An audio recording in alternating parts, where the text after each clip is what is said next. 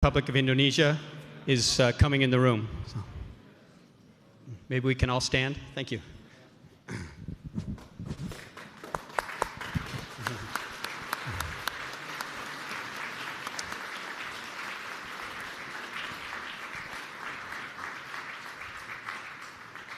On behalf of the U.S. business community, President Prabowo Subianto, thank you very much for coming. We are going to go directly into an MOU signing ceremony. Let me hand it over to my colleague, Mega Valentina. Where is she?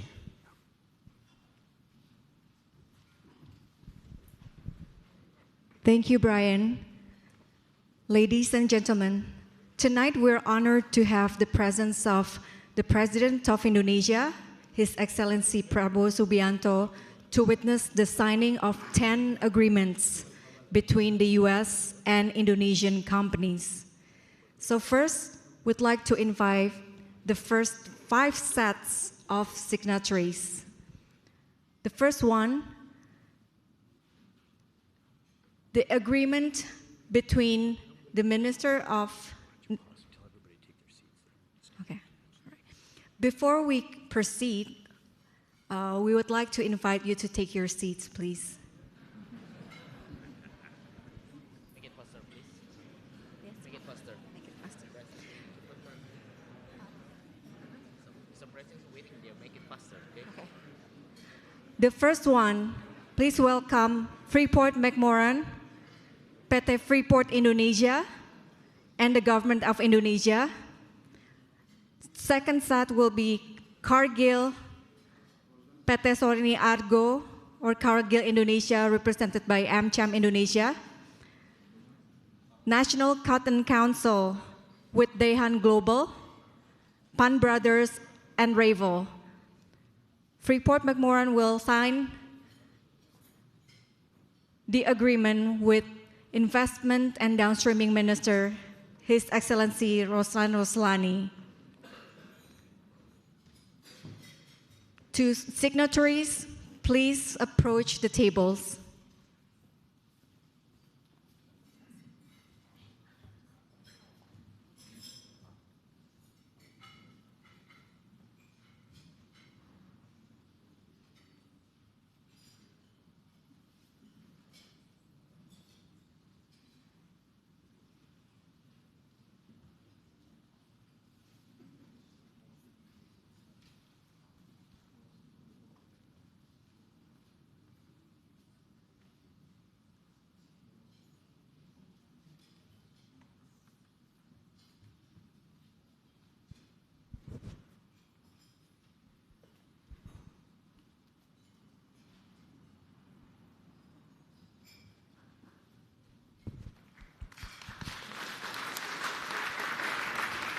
Thank you.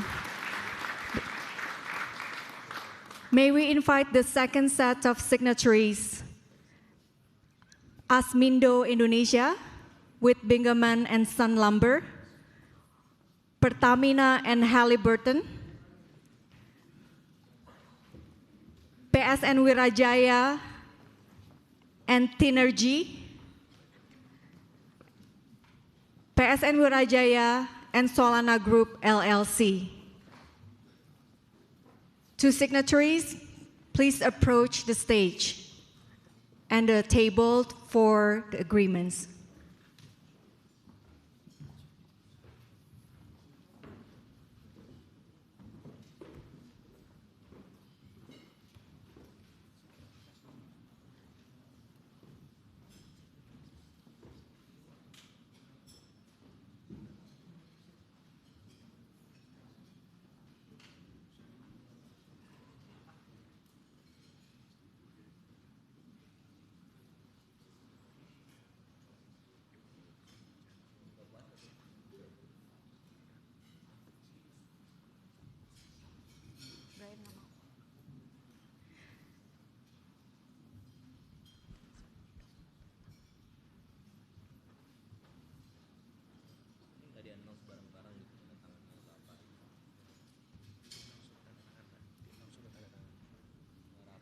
The signatories are signing the MOUs.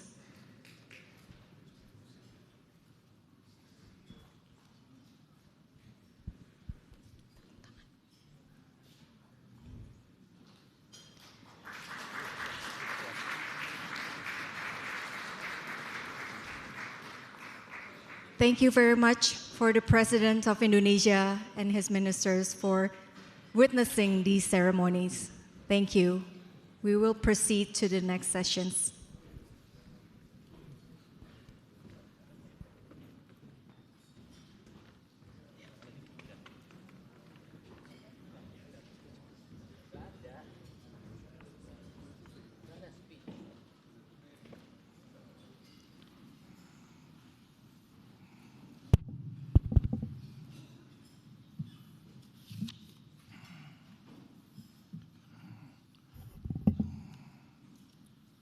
Excellencies, distinguished business leaders, distinguished government leaders, and ladies and gentlemen, good evening. First of all, thank you very much for those kind words. I don't think I deserve those kind words, but thank you very much. I am deeply honored tonight to be here,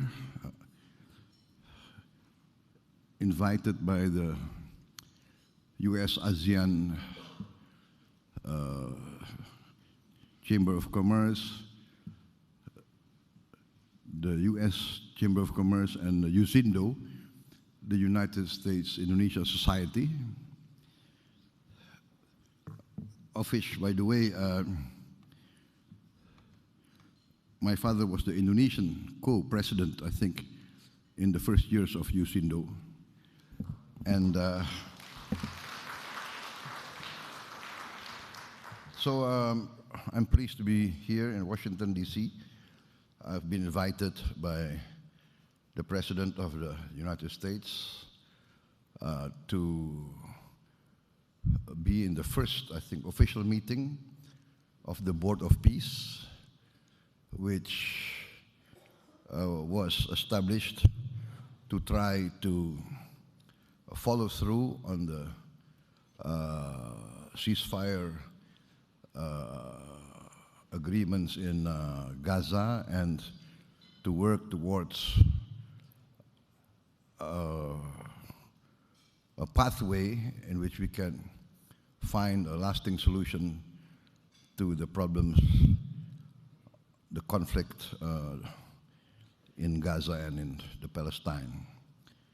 So this will be a very important meeting that I attend, and also I'm here also to conclude a major trade agreement between our two countries. We have been negotiating very intensely for the past several months, and I think we have achieved a solid agreement on many issues. So I look forward to see this trade agreement as a major boost for continuing US-Indonesian economic partnership, economic cooperation. As you know, we signed several important agreements between Indonesian and US partners, some between the Indonesian government institutions, and some between Indonesian companies and US companies. And amongst them are the implementing agreements as a follow-up to the major points agreed upon between Indonesia and the US concerning trade balance between our two countries. So I'm very optimistic about the future of our relationship. As you know, Indonesia will always remember the role that the United States has played in our history. the U.S. Was instrumental in supporting our struggle for independence in the 1940s, 45 to 49. We were fighting a war of independence, trying to free ourselves from Dutch colonialism, and the U.S. was instrumental in supporting us. And throughout our early history, we always saw the United States helping us in our critical times. And I think this shows actually how at least the current leaders of Indonesia, we always try to teach the younger generation to never forget our friends who were friends in our times of need. So there are also friends who will be friends when everything is going well. I think in your idiom it's called fair weather friends. but it shows how old I am actually, right? That I remember those tough times, right? And so we do remember. And I think today, my visit here, my support of the U.S.-Indonesia partnership, I think is evidence of our commitment that we want to see a strong American presence in Indonesia. We've always wanted that. We always tried to convince America, United States of America, that Indonesia is a true friend, even though maybe politically we have a tradition of non-alignment. That's our tradition. In our foreign policy, we take the position of great respect for all the great powers. And we value this friendship to all nations. And in the end, we feel that we can be some sort of a bridge, some sort of a honest broker between great powers. We hope that in this planet of ours, that we feel this planet is getting smaller and smaller because of technology, because of science. I think there is a great need for collaboration, for cooperation, and I myself see that there is a great will on the part of the leaders of the United States now to try to create a climate of peace. This might not be satisfactory to many people, but at least we have to try to make the best of what we can. Therefore, in coordination and in close consultation with the other leading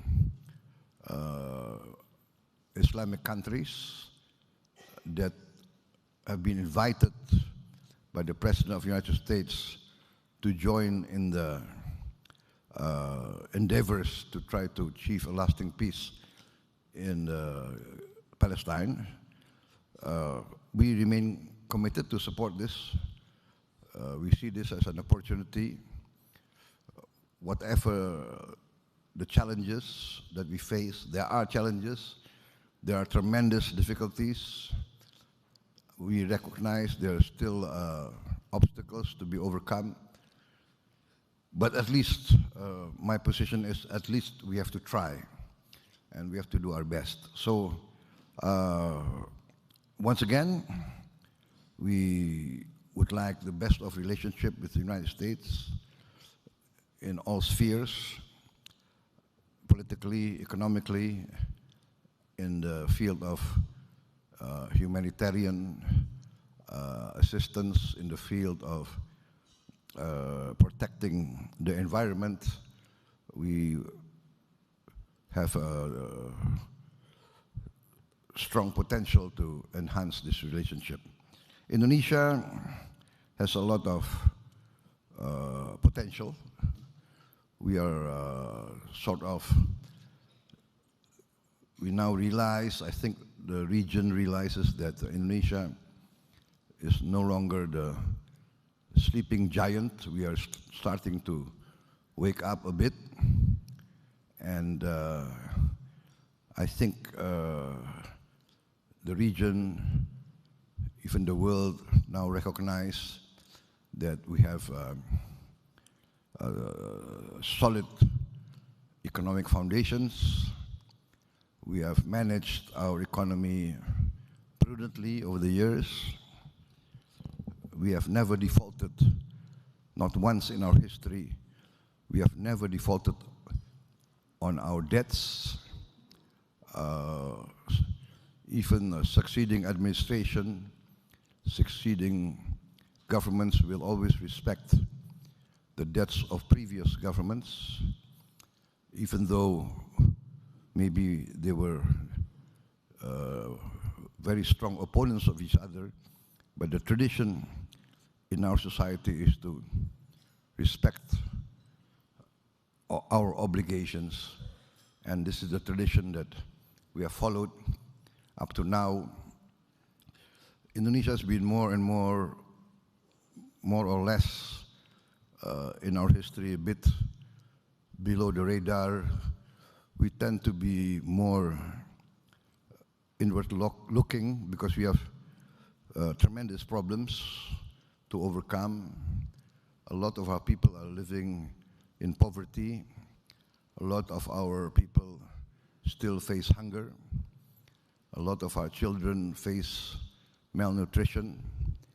And this I am determined to address. I am of the opinion that problems are to be solved head on. We must have the courage to acknowledge our weaknesses, acknowledge our problems, and do our best to look for the best solutions.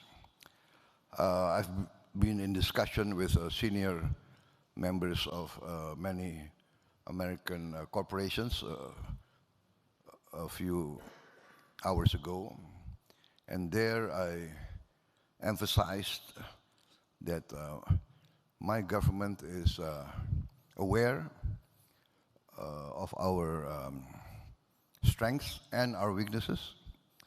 We acknowledge our weaknesses. We are determined to create a more efficient government. We are determined to have good governance. We are trying to create a new, let us say, a new generation of leaders, well-educated, well-trained, but also well-grounded in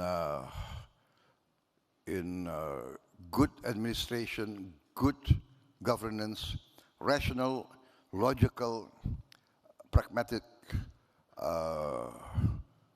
management, pragmatic problem-solving regimes. So this new attitude that we are trying to foster in our young generation, we are speeding up in all fields. Of course, economically, we have to protect our resources, manage our resources well, and prepare the human element. Education, for me, is very important.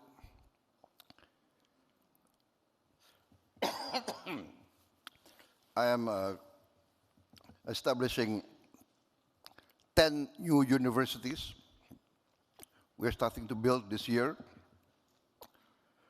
500 new high-quality schools, working together, inviting foreign institutions of education to come to Indonesia.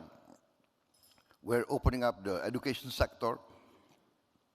I've just come back from the United Kingdom and talking to great universities there. Oxford, Cambridge, Imperial College, King's College, University College London, etc., etc. And they are also very interested in coming to Indonesia. I'm also inviting American institutions to work with us in Indonesia. Education, fields of health. We have a shortage of 140,000 medical doctors, and we only graduate around 10,000 doctors a year. That means it will take us 14 years to fill this gap unless a new effort is made. And that's why I'm creating these 10 new universities, which will be based on STEM, science, technology, engineering, mathematics, and medicine. So here I think also opportunity for the US. We have, I think, General Electric also building medical equipment in Indonesia, and we hope that they will increase their production. We will support it. There were some bureaucratic snags which we resolved very fast. And I did receive inputs a few hours ago from from some corporations complaining of very slow solutions to their problems. So thank you very much for this opportunity for me to get direct input that this is what I like, to solve problems very fast. And I think in the current age, speed is very important. Speed will help accelerate the rate of growth and the rate of progress. So, ladies and gentlemen, I think those are the points that I would like to make. My government is committed to fight against corruption, against malfeasance. We know we have a lot of problems. We have problems of smuggling, human trafficking. We have problems of illegal economic activities, illegal mining, illegal fishery, illegal logging. I just closed 1,000 illegal mines. 1,000 illegal mines. They were mining in protected forests. I also confiscated something like 4 million hectares of corporations that violated laws and regulations, that were operating outside their permitted areas, outside their concessions, etc., etc. We are dealing our problems head on. We are enforcing the law. We are attempting to create an atmosphere of the certainty of the legal process. I think this will all add to a climate of social stability, political stability, and will create an environment that is conducive for business and economic activities. Mr. Eckerson mentioned that I was in the military. After the military, I went to business. So I was also doing business in countries outside Indonesia. So I know, I have the experience of being also a foreign investor. We were in Kazakhstan, former Soviet Union. We were in Azerbaijan. So we know the concerns of foreign corporation and foreign business. And I think I'm proud to say that I have friends here, long-time friends, right? Like Mr. Eckerson, we were friends for how many decades? So I think he can testify of how we are committed, how we protect our foreign guests, how we uphold the sanctity of contracts, the sanctity of agreements, and I think this will testify to the tradition of Indonesians who welcome foreigners as guests. I think that's our tradition. All guests we consider must be protected. We can quarrel among ourselves, but for us, foreign guests or guests are, in our tradition, must be protected and must be valued. Ladies and gentlemen, I think I will cut my remarks here, yeah, because otherwise I tend to speak longer and longer than necessary. I think that's the